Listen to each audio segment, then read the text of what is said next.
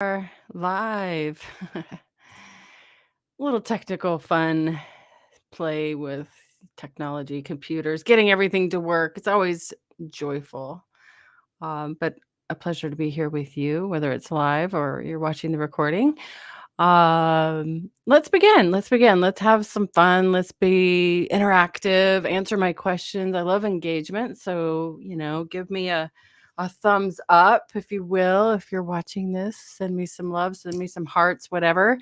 Anything is welcome. I do have some questions as I go along that you can engage with, whether that's live or on the recording. I love to see what comes up for you, what arises. I chose today a topic, a submitted request that I felt we all can relate to pretty much. Maybe not everybody, but I think a lot of people can relate to this topic. Um, so it says here that it's not linked, which is interesting. I don't know what's going on. That's okay. We're just going to continue. Computers, technology, not my strong suit, but that's okay. So today's topic is: it was my birthday and I feel lonely and hopeless. So I think we all have birthdays. I think we all have um, expectations of what it looks like. I think we all have had good, bad, and ugly birthdays, if you want to label them that way. And I think labeling them that way can create a lot of challenges, right? So, anyways, as I do these lives every week, I like to launch it with a quote. And if you know me very well, if we are working together in a coaching relationship, you know that I love a good quote. So this is the quote that kind of really summarizes what I'm going to talk about. Circumstances do not rise to our expectations. Events occur as they do. People behave as they will. Embrace what you actually get. Epictetus. So if I could add to the quote, again, we have birthdays and sometimes in our imagination, we think it's going to be a certain way, have a certain cake, hear from certain people, whatever. And sometimes those people don't follow through, and for a million different reasons, maybe an infinite number of different reasons. And sometimes we create meaning out of it or take things personally or make it personal when really it's another day, right? So anyways, love to hear from you guys. I see a couple of you watching. Let me know what's a word that you would describe on how you feel right now on this Saturday, this beautiful Saturday, or whenever you're watching this. For me, it's I feel warm. Thank goodness. It's actually 28 degrees right now, so it's not too bad. But we've had these wild storms. I'm in Spokane, Washington. I'm not in Portland, where they're having these major ice storms, and that's relatable. I've been in one of those before. So if you're anywhere near Portland, I feel sorry for you. It is bizarre. It's the most bizarre experience having ice storms. We don't have that, although we did get a little bit of freezing rain last night, but not as bad as Portland. Those videos I'm seeing is just crazy. But I am grateful and appreciative that we have good weather today. I'm in a home that's warm, um, and I hope you are as well. And if you are brave, if you would put in the chat where you're chiming in from, what city, state, country, whatever you feel comfortable telling me. Hi, Marcus. Let me know where you're tuning in from, whatever you feel comfortable with. Like I said just now, I'm in Spokane, Washington. It's winter, finally. It was interesting. We had a brown Thanksgiving, a brown Christmas. That seems really kind of unusual to me because I lived in Alaska for 30 years. It was a guarantee to have a white Christmas. I actually kind of secretly like it when it's not white, just because it's so different. The first year that we moved here, people were mowing their lawns on Thanksgiving. I thought that was hilarious. So, Virginia, wow! I've been to a lot of states, but I've never been to Virginia. Might have to visit. Anyways, so if we haven't met, if you don't know who I am, I'm Catherine Hood. I call myself a happiness coach. I love working with individuals and small groups, helping them define what happiness is for them. A lot of people think they know what happiness is. They're chasing after it, kind of like the horizon, right? They're trying to get after happiness. They're always like, I'll be happy when I get there. I'll be happy when I get there. Well, I can help you define what happiness is where you can have it, you can experience it now. And I help you, Sweden? Oh my goodness, I love it. That's what I love. Okay, good. Hi, Jenny. It's been forever. And I didn't see that was you. It was commenting from Virginia. It's been so long. I miss you. Um, but when I work with a lot of new clients, they're really coming to me in an unhappy state. And that's what they're trying to find is they're happy. It's their horizon or this finish line that they just never can reach. And so I help my clients define what happiness is in a way that it's attainable, that you can have it now, right away. And so I support individuals in small groups to achieving happiness. So that's why I call myself a happiness coach. There's really no such thing. Ever since basically, I'm a life coach, so I coach on any topic, but I just one day, it just dawned on me. The beginning of my journey started off with being very unhappy. So I was like, why don't I just call myself a happiness coach? Because I figured it out. I was chasing the dream. I was chasing success. I was chasing what I thought happiness was. And every time I got to that finish line, I was like, well, now what? Still not happy. In fact, I'm more unhappy. So it was just kind of like this never ending, constant.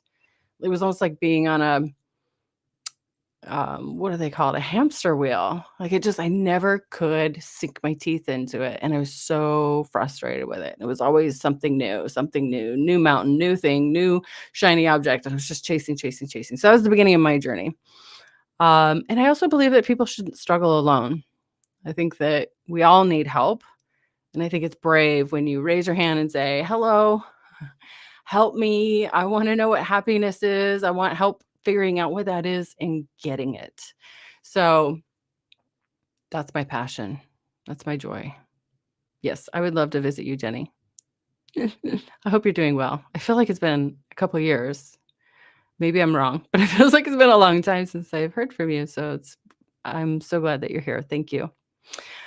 So last week, if you didn't see the live, I talked about someone had submitted a request. It says, I'm done with romantic relationships. I'm feeling defeated and exhausted.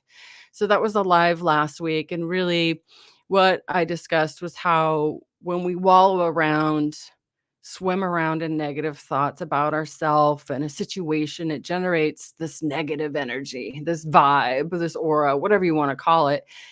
And it translates into your body language. It translates into your choices, your actions. You limit yourself, you label yourself, and your world just shrinks. It gets super, super duper small. So it's a great session. So if you want to see it and you don't know where to find it, comment and I'll give you the link to it. But other than that, that was kind of a fun session last week and a few people showed up. So it was really cool. And thank you for those of you showing up. I'm doing good. Yay. Fate stepped in and put you on my time. Like, yay. I love fate. Yay. I'm so glad that we are connected. So yeah. Well, give me a thumbs up if you haven't already. Thumbs up, a like, comment. Feel free to engage with me. I'm going to go ahead and start diving in. We're going to break down a submitted request. Again, I do these every week. I have clients, mostly clients, to submit in between their sessions, small things, small challenges, problems, things that are on their mind, the big, hairy, ugly thing that weighs them down and keeps them up at night. They'll submit questions to me between sessions or randomly. It's like, hey, they don't want to use a coaching session for this, perhaps. Or maybe it's just like, I have one client that loves to submit these because they like to listen to them over and over again, where a coaching session, it's not recorded. And so, and I ask my clients not to take notes. I ask them to just sit in a calm place where they feel safe and just have a deep, deep conversation with me. But some of my clients like the recordings. Of course, I never mention their names. It's very private. But they love the podcast or like to watch these where I really break down their question. So and you guys are welcome to submit a question too, 'cause it's free, and it's fun. And what I aim to show you is the topic may not be relevant to you, and that's okay. But if you watch and listen, there's always gonna be gold nuggets. There's moments or insights that you can glean because it's obvious when we see spinach in somebody else's teeth, but we oftentimes don't see it in our own teeth. So again, the topic may not be relatable to you, but the understanding that I come from and the stuff that I point to is pretty much the same no matter what the topic is. That's what's really cool about it. Definitely, I mean, I mix in some of my own life experience and my own opinions in these lives, not in a coaching session, unless I ask for permission and I feel like it's really valid. But anyways, let's dive in. Hi, Facebook user. For some reason, it doesn't tell me who you are. Um, let's go ahead and dive in. I'm going to read their question.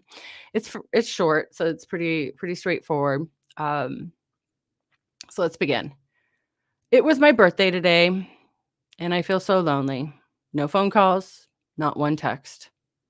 I had like 10 happy birthdays on Facebook from people I barely know. One of them was my high school principal from 20 years ago. Yet the people I thought were friends said nothing.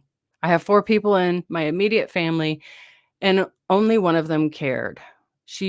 Actually feels sorry for me. I have nobody to talk to. I'm in so much pain. I don't know what to do. I feel hopeless. Hmm. So, if you're the one that submitted this, I realize that, going through this yourself, or maybe you have recently gone through this because you're not the one that submitted this. I know that feeling hopeless is a really, really difficult feeling to live in. And feeling this way can really make it appear to be very difficult. And as I read this out loud, I can sense the depth of the emotion and the hurt, right? When you wrote this on your birthday. So I want to express my apologies for what you're experiencing. And I can understand how it can appear to feel incredibly lonely, sad, and overwhelming. Yeah. Yeah. So, those of you watching this, whether it's live or recorded, have you ever cried on your birthday? And that may be, in private. I know I have. I know I have. If I'm going to raise my hand, I know I have. And it's been years, but for me, it was on the basis that I used to believe in the 5 languages of love. I used to believe that that was a helpful book, if you will. And in fact, think I still own it. I think it's packed away. Um, and for reasons that I'm not gonna go into on this live because it's not pertinent, but I used to believe that I love to receive gifts. And what I think that did for me is it created such pressure on me and those people around me that they had to fulfill that. There's a lot of pressure. And many years ago, I let go of that and everything changed. So, yeah. It's important to make sure for yourself the difference between so-called friends and really yeah, that's a great point, Marcus. Real friends and so-called friends and real friends to trust and lean on. Yeah. Yeah, Jenny, you've cried. Yeah. Yeah, there's a big difference between friends that are there for you, when it's fun. There's certain friends that are just there on and not to say that this is a situation for everybody, but the drinking times or the fun times, the games and the exciting and the high times, but the really true friends are there for you at the highs and the lows, right? I like that. Expectation always sets you up, and it didn't finish, but I'm assuming for disappointment. That's a saying that I use a lot. I think Jenny knows that. So I wanna hear from you. When I read that, what is one word to describe how this individual might feel in your own words? What word arises for you to describe how this person feels? And it could be a word they use, it could be your own word, it could be, um, yeah, disappointment, yep. I thought so. Forsaken. Ooh, you're always good with words, Jenny. That's a really good one. And yeah, I think this person, some of these words are what they use is lonely, sad, helpless, hurt, disappointed, painful, maybe lost, maybe not good enough. And like what Marcus is kind of pointing at is, I don't know what word comes up for me is, I mean, lonely definitely is one, or isolated or forgotten, maybe. Yeah, forsaken. What a good word. So there's a reason why I point out feelings. Awareness is key, right? So if you're talking to a friend, talking to a loved one, family member, people that you care about, when you're talking to them and they're sharing something painful like this, it's really important to verify how they're feeling, right? Like, so it would be definitely not good enough. Ooh, that's a good one. Something I always struggled with. Yep. So when somebody's explaining something like this, it's reflecting back. It sounds like you feel forsaken. You sounds like you feel not good enough. It sounds like you feel disappointed. It sounds like you feel hurt. And what ends up usually happening when you reflect that back, just a simple statement. It's not a question, it's just a statement. The person can describe it from another angle. Whether you get that right or wrong, it doesn't matter. It's not the point, though it gives them space. You can hold that space for them to share with you more and gives them the time to process those feelings and maybe get it out, maybe even cry, right?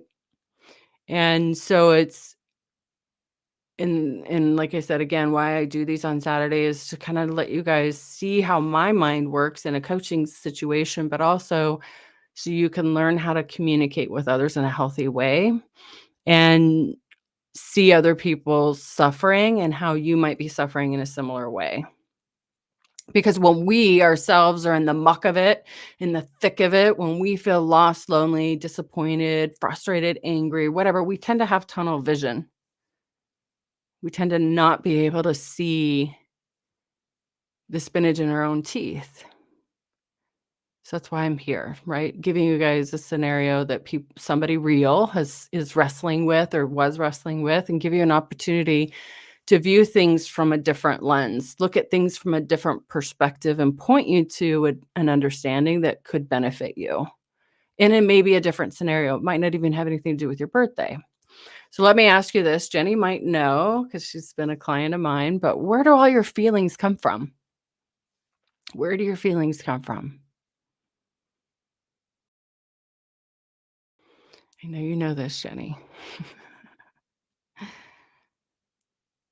While Jenny's pondering that, and you don't have to answer it if you're not feeling brave enough, you can pass, that's fine. But where do your feelings come from? And that's, yep, from me, exactly, from your thoughts. We feel our thinking. That's it, right? And this person's got that a little bit confused, right? So would you agree that birthdays are a little weird? No one can make you feel a certain way. Yes. See, you could be teaching this. So birthdays are weird, right? Can we agree that birthdays are weird? Why do you think that birthdays are weird? What makes birthdays weird?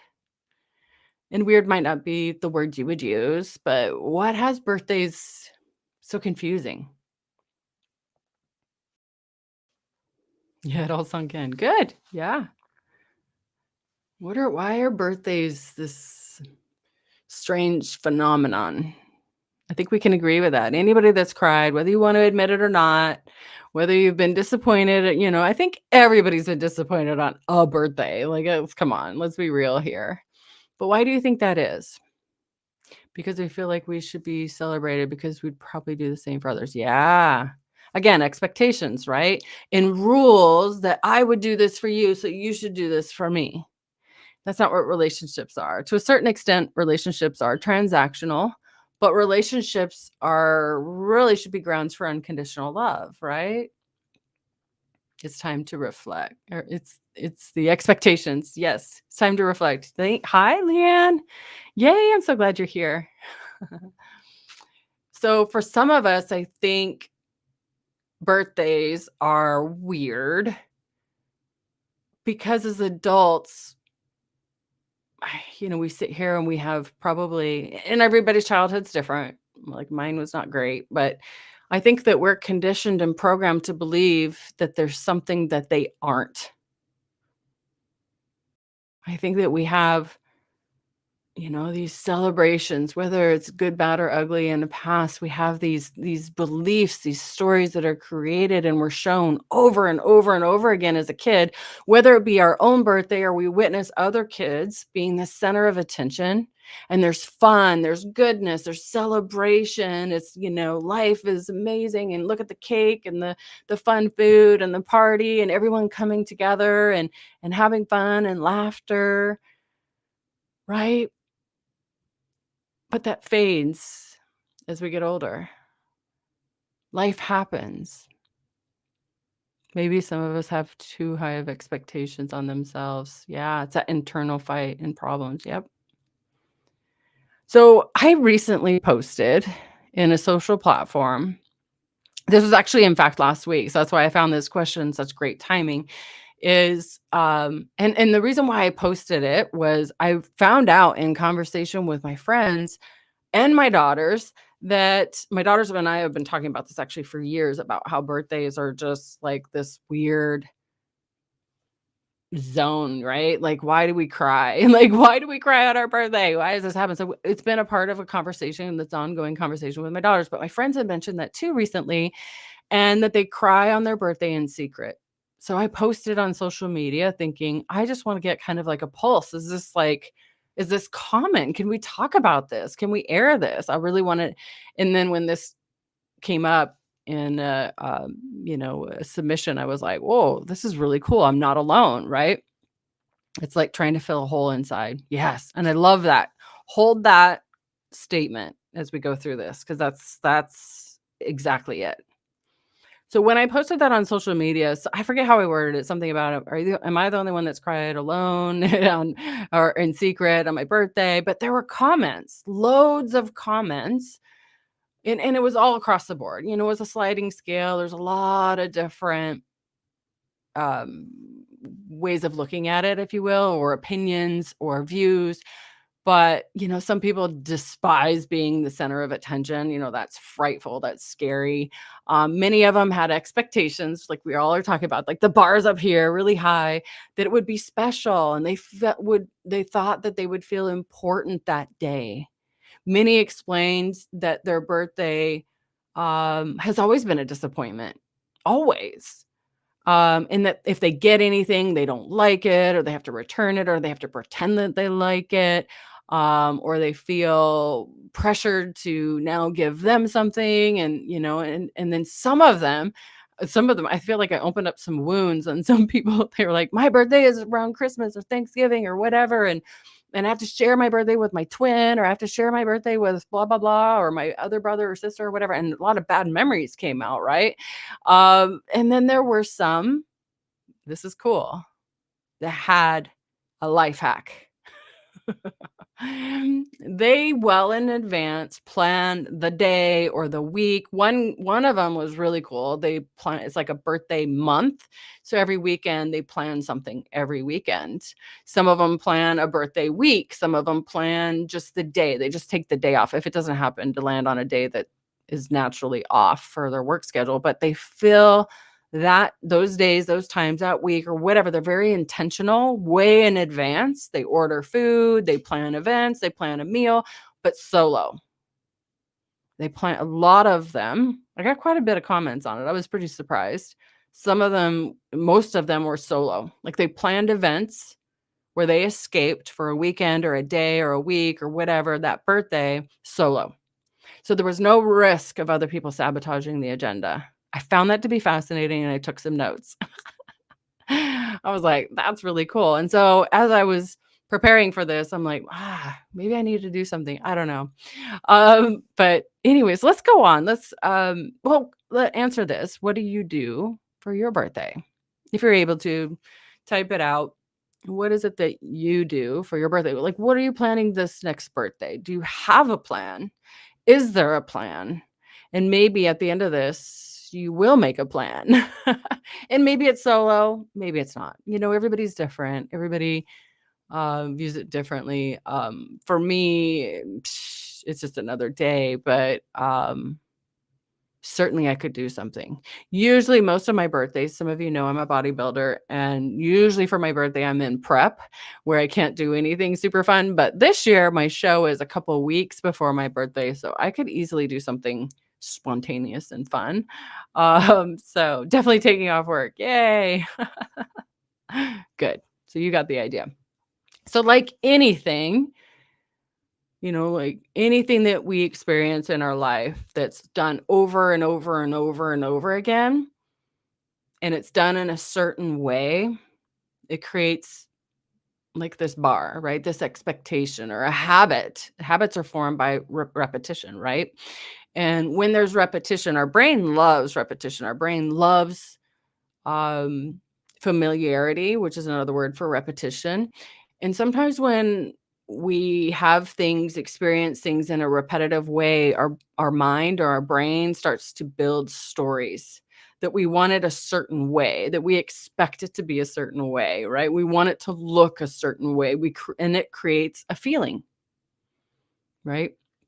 So when we were young, or some of us anyways, when we were young, perhaps, you maybe had a solid family or a mother that was very thoughtful and created a day that was very special for you. Maybe it could be maybe a grandmother, it could be whoever, I don't know, maybe somebody in your life made that day really special and something to look forward to. And when we become adults, and maybe they've passed away, or maybe they're not as involved, or maybe they're not able to, or maybe they live far away, our brain and our mind loves patterns, and it always is constantly seeking patterns, and it looks for it to look that certain way. It wants it to be recognizable. Our brain loves certainty. Our brain loves patterns. But when our brain can kind of like expect it to be that way, and when it doesn't appear that way, it can be deflating and disappointing naturally, right?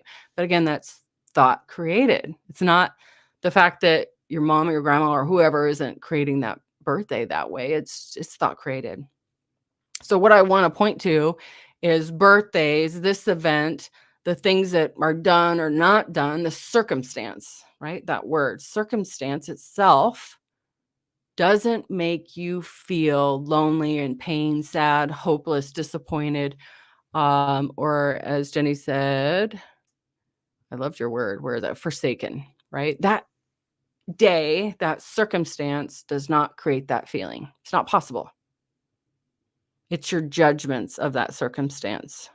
Or in other words, it's the thoughts that you create or the stories you make up that it should be this way. Or expectations, as Marcus has explained, and Jenny.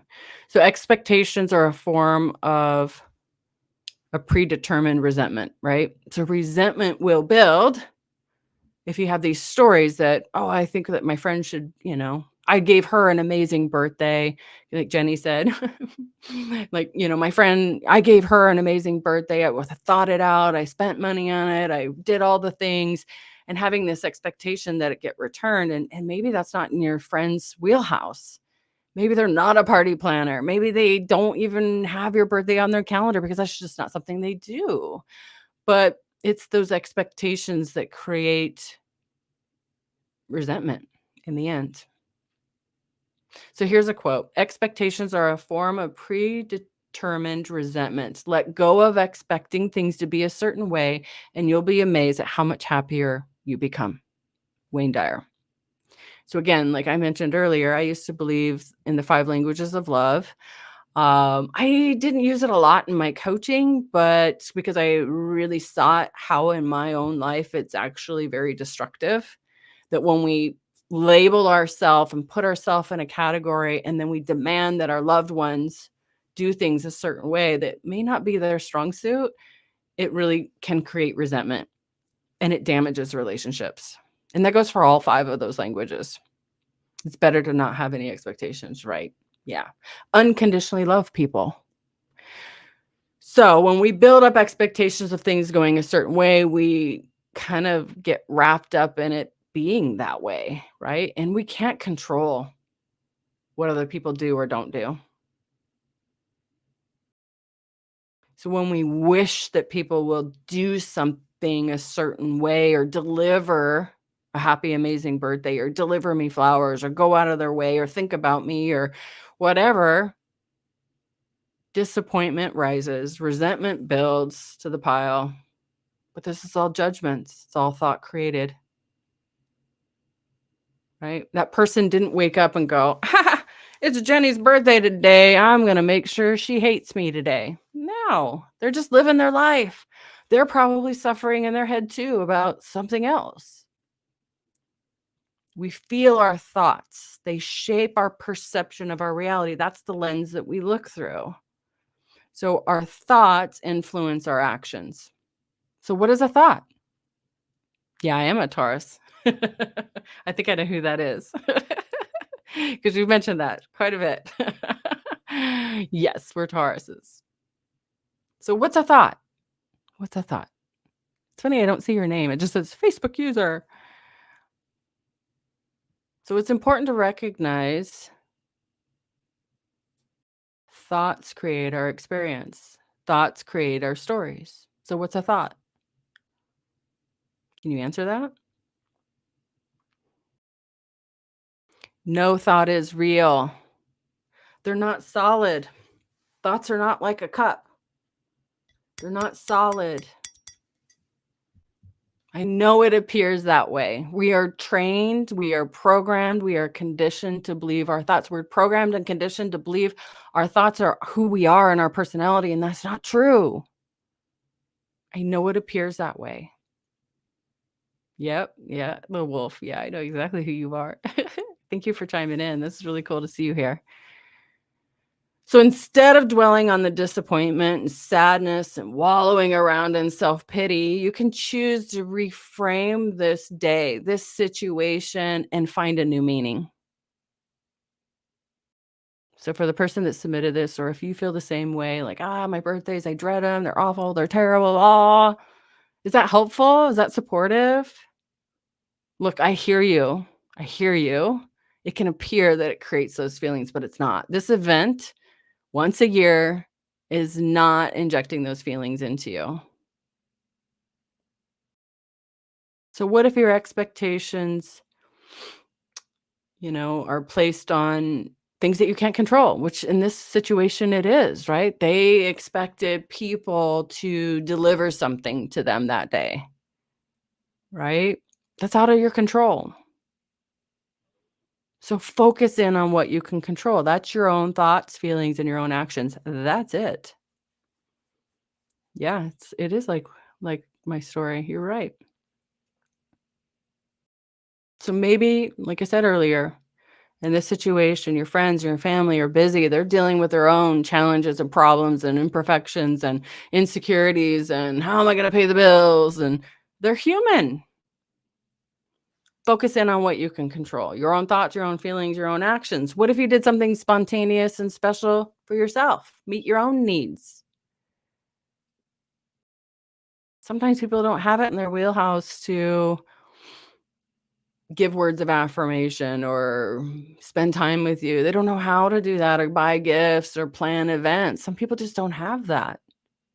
And that's okay. That doesn't make them a bad person. That doesn't make them a bad friend. They just don't know how. Just like I mentioned earlier, when I posted that on social media, have you ever cried in silence or privately on your birthday? And those people that had a life hack and they go and do things solo, they're meeting their own needs. They're taking care of themselves. That's a surefire way to not get disappointed, right?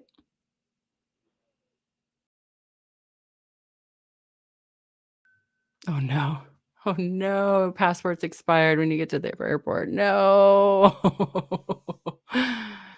So when we attach a certain outcome to a birthday, it sets us up for disappointment. It really does. When you attach expectations and a feeling attached to something you have planned, such as a trip. Oh, I'm so glad that my coaching helped you. I'm sorry that you're going through that. That really, really stinks. Take a deep breath. So, when we attach a feeling to anything, a situation or circumstance, there's a perception that I'll be happy when my friends make me feel important. I'll be happy when I get that cake that I love, that I know that everybody knows I love. I'll be happy when I get flowers because I never get flowers, but, maybe once in a while. Like, I drop some hints to my friends so they know that I'm expecting flowers. Whatever, but all of that is setting yourself up for disappointment. And your mind is one singular word for the narrator in your head, your saboteurs in your head, the voices in your head. It's gonna have a party. It's gonna have fun and it's gonna pick apart your friends and it's gonna tell you that your friends are terrible and look, you're not good enough, just like Jenny says, and all the different things, right? Your brain, your mind is gonna create this illusion, this story. It's gonna fill in the gaps. It's gonna tell you that you're a terrible person and they're terrible friends and terrible family and you're not good enough and you're a loser. Whatever. I don't know. Like, it's a terrible voice, right? And if you believe those thoughts, again, thoughts aren't real, but if you believe them, you're going to have a terrible day. Your birthday and any day cannot make you feel a certain way. It's not possible. I know it seems that way. I know it appears that way. That's what we're conditioned to believe. And it seems that way. And I know it feels heavy and it feels painful, but that's a story in your mind that's generating those feelings, not the day, not your friends, not your family, not the circumstance. Certainly, we can point our finger and blame people, but it's making things worse. When we blame and finger point, we evidence gather, is that helpful for you? Does that serve you? No. What it does is it builds more of a case in your mind and it makes you believe that external things are creating your feelings, and that's not possible.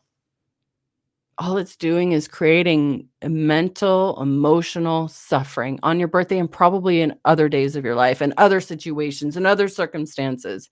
And you probably believe that these people are injecting feelings into you and you're a slave to everything around you. Our emotions are a signal. It's like a smoke alarm. All it is giving you an alert that there's an underlying issue that needs attention, like Jenny said, up very much further in the thread. It's a smoke alarm saying that there's something that needs attention. It's something to explore and heal. The story. So what happens to feelings when you don't deal with feelings? What happens to feelings when you don't deal with them? Right? It's common for people to try to escape them, run from them, suppress them, hide from them, numb out, work more, put in more hours, avoid facing them, cope with, whatever food, alcohol, drugs, partying, whatever. There's a million different things. What happens when we cope with our emotions and we don't face them head on, when we don't lean into them? What happens to those emotions?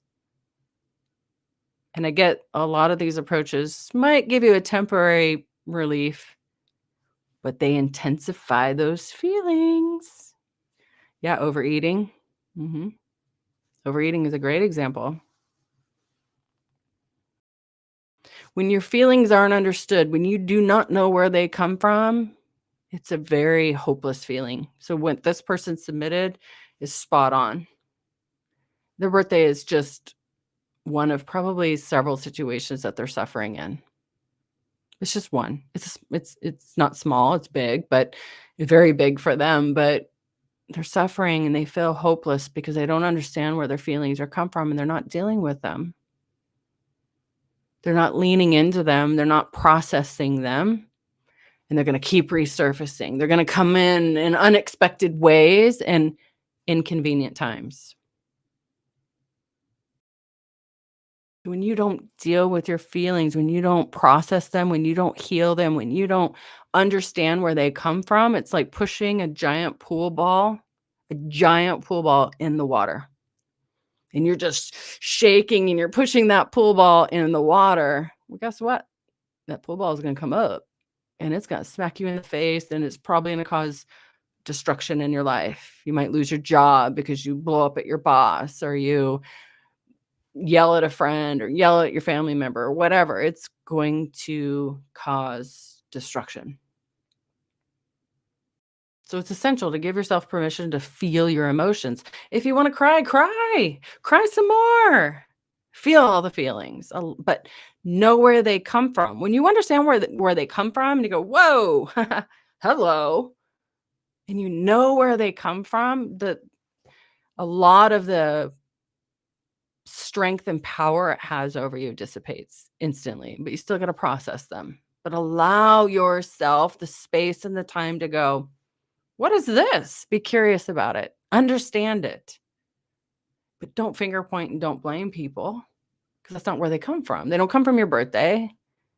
It doesn't come from that calendar. It's just concepts. Calendars and birthdays, it's all made up things that we have made up in our head. Randomly pick this day that, oh, I was born on this day, so I have to be celebrated. It's all rules in your head. Let go of that. But give yourself space and time to understand where your feelings come from and know it, see it, acknowledge it.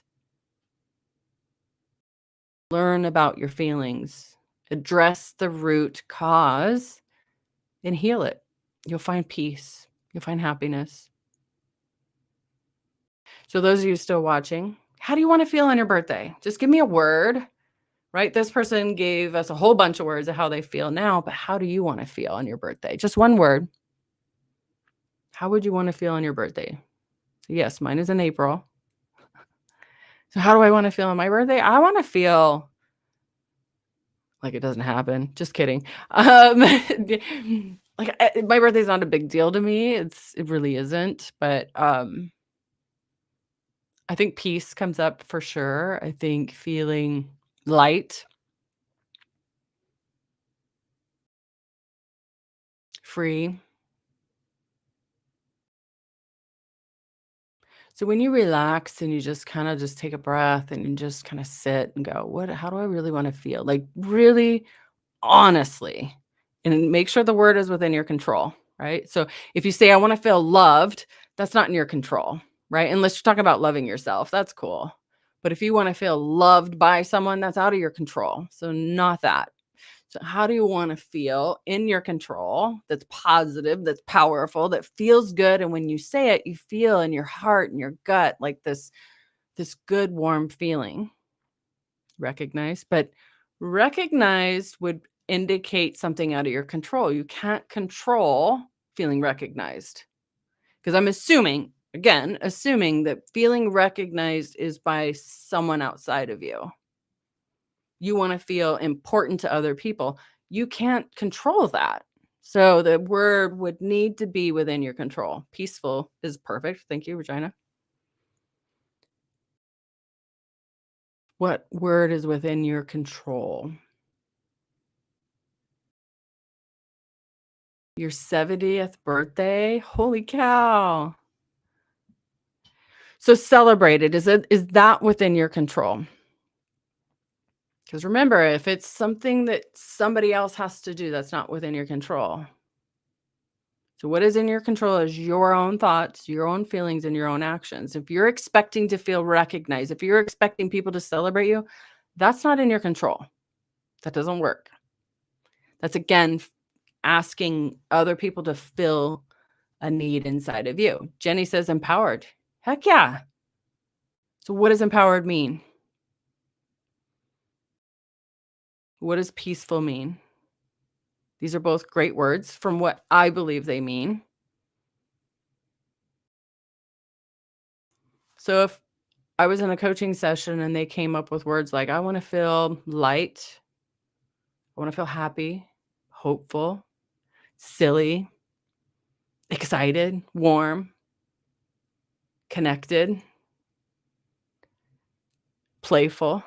Connected might be kind of also a little bit out of a person's control, but connected could be, just sending out messages to people and with no expectation of anything in return, right? So we got to be careful what words we choose because it needs to be staying in that space of what we can control. We don't want to set ourselves up for disappointment. So if we expect people to celebrate us, if we expect to be recognized, you're setting yourself up for disappointment. Playful is a good one. I have the power to celebrate my birthday the way I like. Perfect. So what is someone so what would be someone doing that's celebrating their birthday the way they like it, right? Or the way they like. What is someone doing that feels light on their birthday? It feels free, feels joyful, feels warm, playful, excited. Maybe they feel innovative or creative or adventurous. What are these people doing? Right? So again, these words, whatever you choose, it's understanding what they mean to you, not the Webster Dictionary version, but what they mean to you. And what would you be doing? What would I see you doing if you're living by these words? Going to the beach. Yeah. So what thoughts pop up in your mind when considering words and what are you doing? Going to the beach, maybe watching a sunset or sunrise, or going to a movie, or maybe going to a coffee shop that you've never been to and getting your favorite tea, Starbucks. The only time of year I go to Starbucks is on my birthday to get the free coffee. Maybe there's other things in your town that offer free things on your birthday. I don't know, but maybe it's just going and eating lunch at your favorite place by yourself, reading a book. Maybe it's going to a library. It doesn't even have to cost money. Maybe it's going to the beach or a river or being in nature, maybe going on a nature walk. I don't know, whatever it is for you. But when you figure out, when you're able to articulate how you want to feel, you can find what that looks for by the words that you choose. Meeting your own needs, taking care of yourself, treating yourself how you want to be treated, no longer needing it from someone else and expecting them to meet your needs. It's no longer making rules and conditions and expectations that you want it to be a certain way, making people walk a straight line and do things for you that may not be genuine from them, may not be authentic, may not be in their wheelhouse. They may not be able to follow through. And what if they lost their job the week before, or lost a pet, or lost a family member, or whatever, and they're not able to show up for you? Then are you going to not be their friend anymore? Planning a trip and celebrating by myself. Yep. Love that. So, do that in advance. Do that now. Do that after the stay with me live, but after getting off of here, plan your birthday. But when I ask that question, how do you want to feel? It really invites fresh thoughts into your brain and your mind. And then your brain is going to you give your brain a job to do. You give your brain and mind something to start looking at and planning and looking for new evidence. How can I meet my own needs? How can I make myself feel light, free, innovative, creative, having fun? Give your brain something to work on that makes something for you to look forward to. Because when we focus in and we zero in on misery and suffering and poor me, and we're just in our left brain, we're in survival mode, and we find proof and evidence that life is terrible and awful and nobody loves us and we're terrible. And your mind is going to narrate this beautiful story that really should be at the movie theater. Your brain will have a heyday. And that's not fun. Our mind can be very creative and can be a bully. So train your mind to work for you rather than against you. Focus in, hone in on how you want to feel and take action from that place, from that energy. Open up your creative mind, which is the right side of your brain. Look for ways to bring more fun and enjoyment and excitement and pleasure into your life that's within your control. Choose how to live your life, how you want to feel from the inside out. Every single moment of your day, right now, the next moment is all thought created. It's really based on how you think and perceive each moment. That's how you create your experience. Your thoughts can make you feel good and can motivate you and can be exciting, but they also can hold you back and keep you stuck and create suffering and pain. So when you understand how your thoughts work and your feelings work and where they come from, you can choose the ones that serve you and help you the most. All right, guys, 51 minutes. This is way too long. Thank you guys for staying here as long as you have. I hope it was helpful. Hope it was beneficial. Um, yeah. So hold everything I said today very lightly, but start to notice where your feelings come from. Question your feelings. Be curious about your feelings. You're welcome, Jenny. Nice to see you again, and thank you for your support today. Oh, thank you, Leanne. All right, guys. Thank you. Thank you. Feel free to like, comment, tag people on here, share this wherever you're seeing this. The support would really help me. But I appreciate you guys, and I'll see you next week. Bye.